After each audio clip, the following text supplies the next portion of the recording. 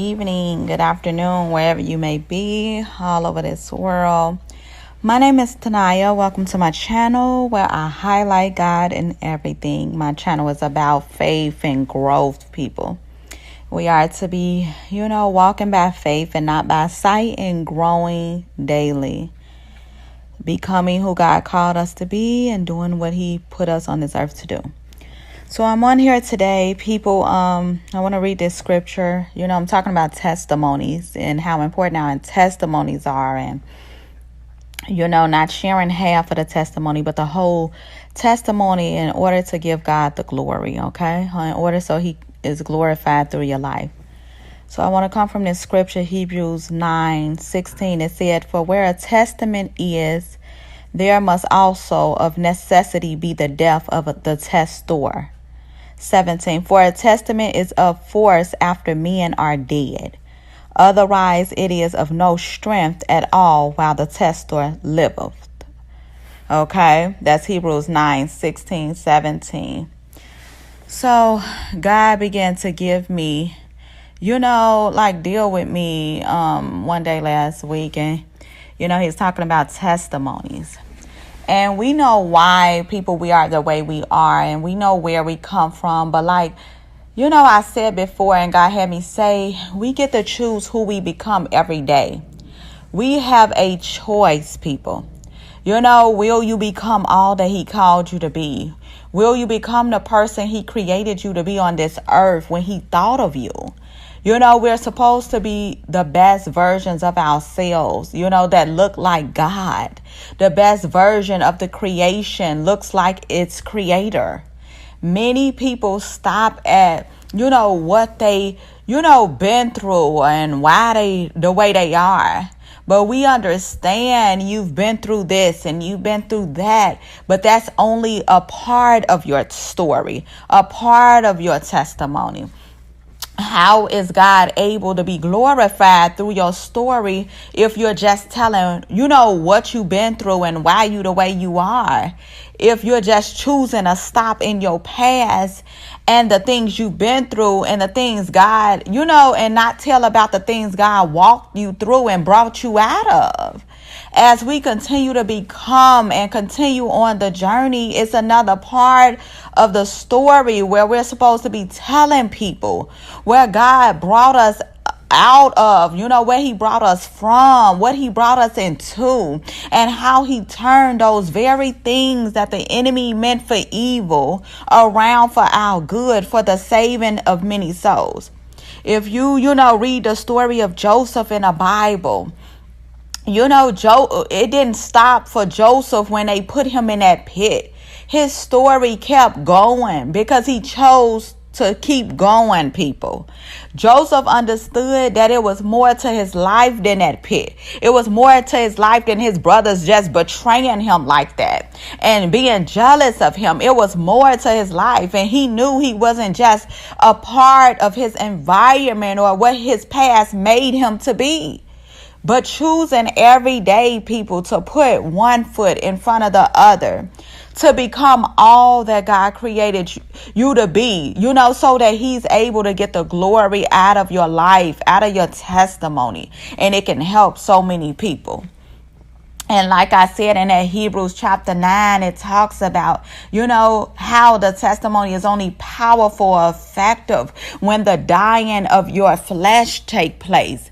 That's how God is able to get the glory, because it wasn't you that brought you out. You aren't the reason you're still here today. It wasn't because of you you're in your right mind. It wasn't because of you your kids are taken care of how they're taken care of. It was because of God, people. It's because His grace, because His mercy, because of His strength. It's because He kept providing and opening doors for you along the way. It wasn't you, people. It was God. And now if we choose to continue the journey and continue to become, we'll be able to see God glorified through our testimonies. We'll be able to see others endure and come out and overcome the very things that God brought us from and God brought us out of, people, when we share our testimonies. And what I've witnessed is some people, like to sit around and have pity parties, talking about what they've been through and wallowing and drowning in their past. But God is not able to get the glory out of that. Your testimony is not as effective as it could be, because that's only a part of it. Okay, we see how you are. Now, how is God going to get the glory out of what you've been through, and how he can delivered you out of that thing and turned you into this beautiful creation and transform your life, and he renewed your mind when it was lost. Do you understand what I'm saying?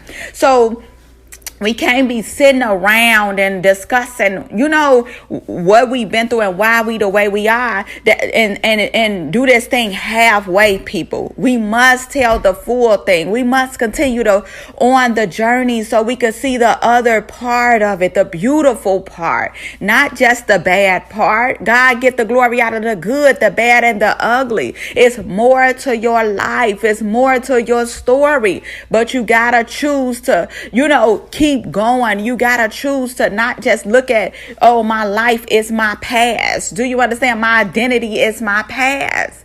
No, there's more to you.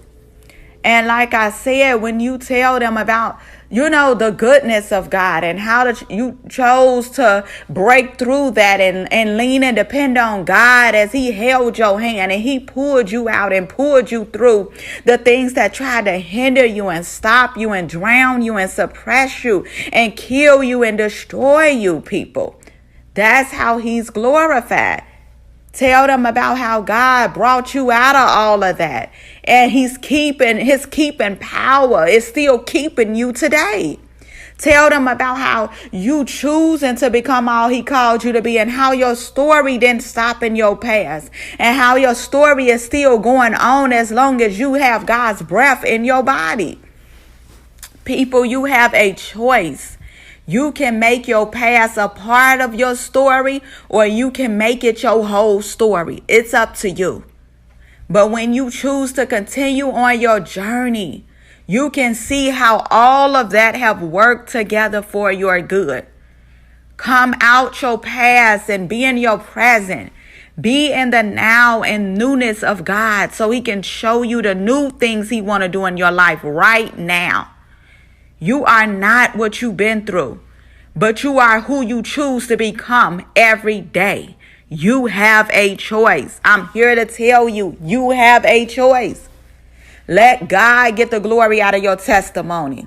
And stop telling these half testimonies so it can be effective and more impactful and change and transform lives all over this world, so that we could see more people delivered and healed through your testimony.